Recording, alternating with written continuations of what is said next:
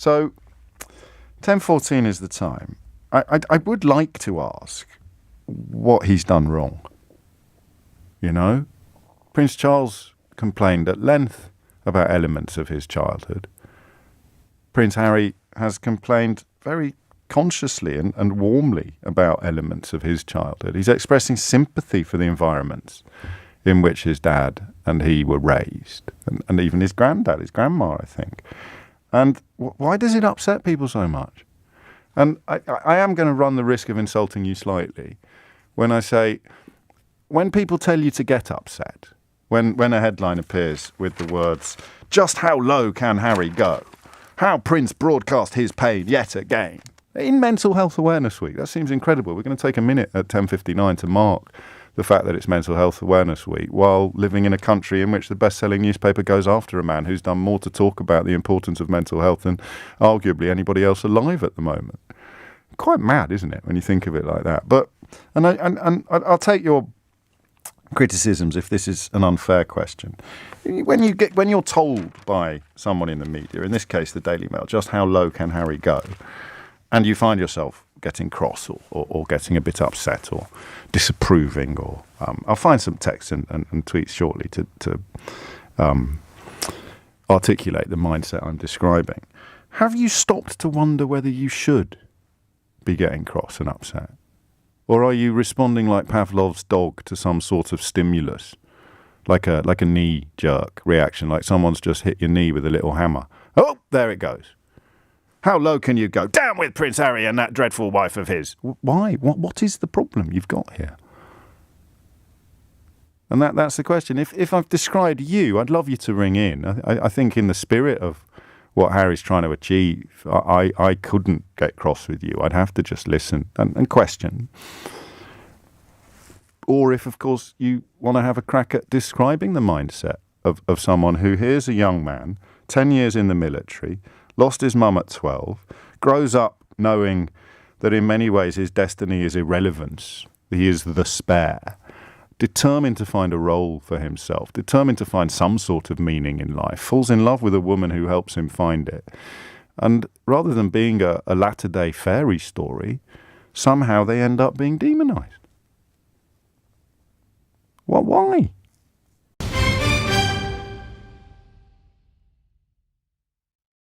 An intriguing fascination grips the British press, an obsession that often borders on the unhealthy. It revolves around Prince Harry. The British press has always had an odd fascination with the royals, but when it comes to Prince Harry, that interest seems to tip over into an obsession. Every move he makes, every word he speaks is scrutinised, dissected, and often twisted to fit a narrative that sells papers. This relentless pursuit of Prince Harry is not just about the public's right to know. It's a business strategy, a means to an end. You see, Prince Harry is their golden goose. His name on a headline almost guarantees clicks, shares and sales. He's a constant source of content, a never-ending well from which they draw. But what's alarming is the extent of this obsession. It's not just about his public appearances or official statements anymore. His personal life, his relationship with his wife, his role as a father, everything is up for grabs. There's a relentless, almost voyeuristic interest in his life that borders on the unhealthy. And then there's the criticism, the constant, unending criticism. Prince Harry can't seem to do anything right in the eyes of these tabloids.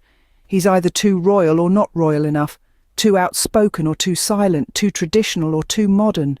It's a lose-lose situation, a game he can't possibly win. The lack of respect for his personal life is astounding. His decisions, his choices, his attempts to protect his family, all are fodder for their front pages, all are used to paint him as the villain. But isn't it ironic that the very press that accuses him of seeking attention can't seem to leave him alone?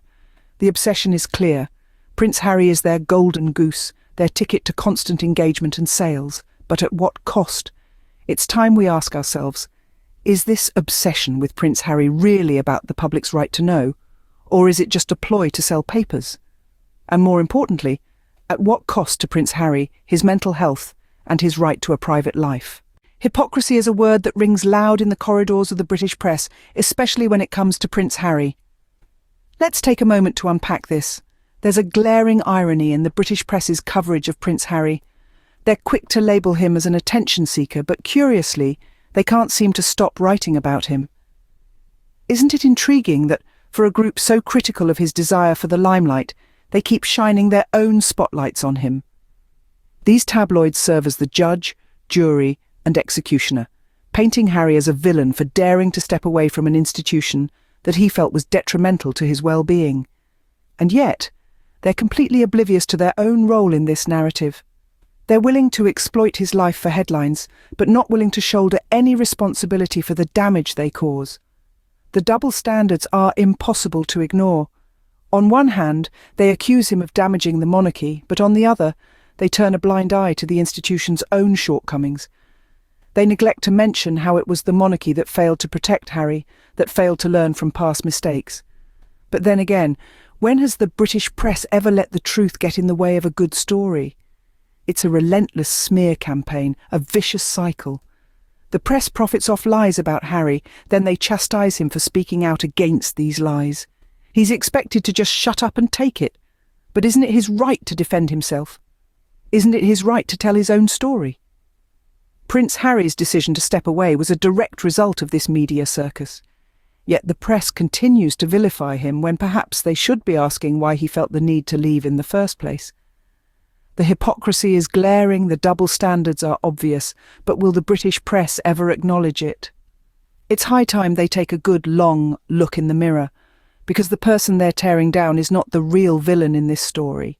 In the face of such unrelenting scrutiny and criticism, the need to protect Prince Harry and Meghan has never been so urgent.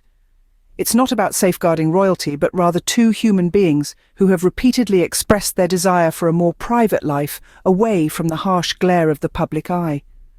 This relentless pursuit and the constant intrusion into their personal lives is not just invasive, it's damaging. The mental health implications of such scrutiny are profound. Prince Harry has been open about his struggles with mental health, and Meghan has spoken about the intense pressure she faced as a new member of the royal family. The impact of this incessant criticism on their well-being cannot be overstated. They've made their intentions clear. They want to live a life away from the spotlight, a life where they can raise their children in peace, contribute to society in meaningful ways, and use their platform to champion causes close to their hearts. They have sought to carve out a life that prioritizes their family's well-being over the expectations and demands of a role they did not choose. Yet, their every move, every word, is dissected and judged, often unfairly. It's a narrative that is not just harmful to them, but also sets a dangerous precedent. It sends a message that anyone who dares to challenge the status quo, who dares to prioritize their mental health over societal expectations, is fair game for criticism and ridicule. It's time to draw a line. It's time to respect their privacy, to acknowledge their right to live their lives on their own terms. Let's remember, they're not just public figures. They're human beings, and like all of us, they deserve to live without the constant fear of judgment and criticism. Protection isn't just about physical safety, it's about mental well-being too. And it's high time Prince Harry and Meghan were granted that respect. In a sea of critics, one voice has consistently stood up for Prince Harry, James O'Brien. Now, if you're unfamiliar with the name, O'Brien is a respected British radio presenter and television news commentator who has never shied away from calling out the media's double standards. While many were quick to point fingers at Harry, O'Brien has been one of the few in the media who has consistently defended him and his wife Meghan from the start. What sets O'Brien apart is his refusal to be swayed by the sensationalism and the spin. He has been a beacon of reason amidst a tempest of tabloid fury, and he hasn't just been defending Harry and Meghan, he's been calling out the hypocrisy of other media figures, challenging them to question the narratives they perpetuate.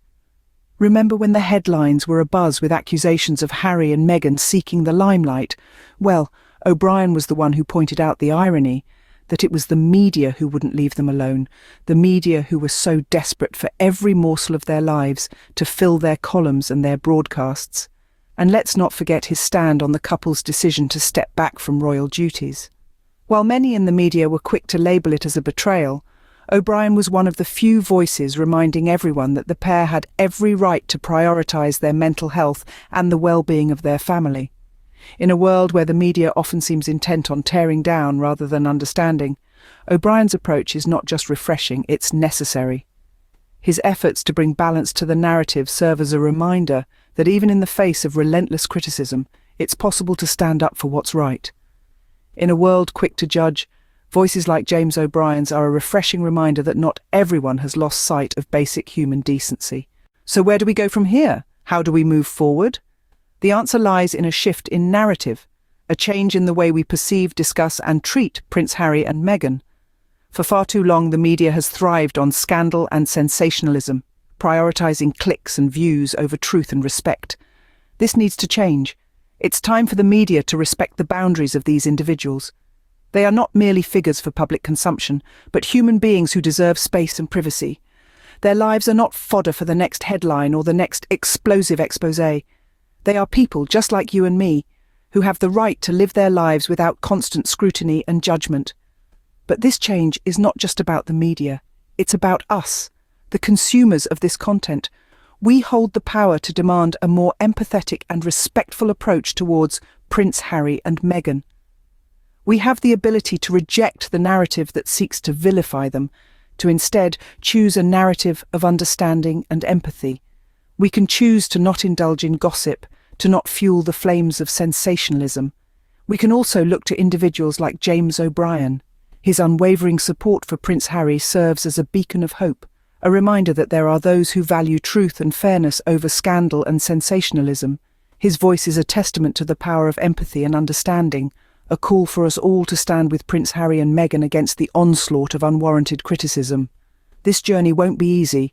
Change never is. But it's a journey worth taking, a cause worth fighting for, because at the end of the day, it's not just about Prince Harry and Meghan. It's about creating a media landscape that values truth over sensationalism, respect over scandal.